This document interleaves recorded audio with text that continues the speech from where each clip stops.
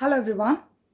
நம்ம பேசும்போது என்னை ரொம்ப இளக்காரமாக நினைக்காத, என்னை ரொம்ப சாதாரணமாக நினச்சிடாத அப்படிலாம் சொல்லுவோம்ல.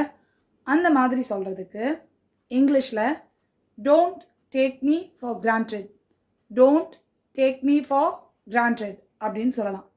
இதே இது எங்கள் அம்மாவை ரொம்ப சாதாரணமாக நினச்சிடாத அப்படின்னு சொல்கிறதுக்கு don't take my mother for granted. உங்கள் அம்மாவை சாதாரணமாக நினைக்காத, ரொம்ப இளக்காரமாக நினைக்காத அப்படின்னு சொல்கிறதுக்கு don't take your mother for granted, don't take your mother for granted அப்படின்னு சொல்லலாம். அதே மாதிரி எல்லா விஷயத்தையுமே ரொம்ப சாதாரணமாக, ரொம்ப அலட்சியமாக அப்படி நினைக்காத அப்படின்னு சொல்கிறதுக்கு don't take every thing for granted, don't take every thing for granted அப்படின்னு சொல்லலாம். எந்த ஒரு விஷயத்தையுமே இளக்காரமாக ரொம்ப அலட்சியமாக நினைக்காதன்றதுக்கு இந்த take it for granted, take something for granted அப்படின்ற இந்த ஃப்ரேஸ் வச்சு நம்ம யூஸ் பண்ணலாம்.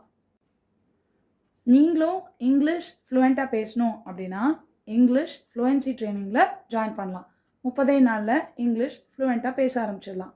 அதை பற்றின டீட்டெயில்ஸ்க்கு இந்த நம்பருக்கு வாட்ஸ்அப் பண்ணுங்கள்.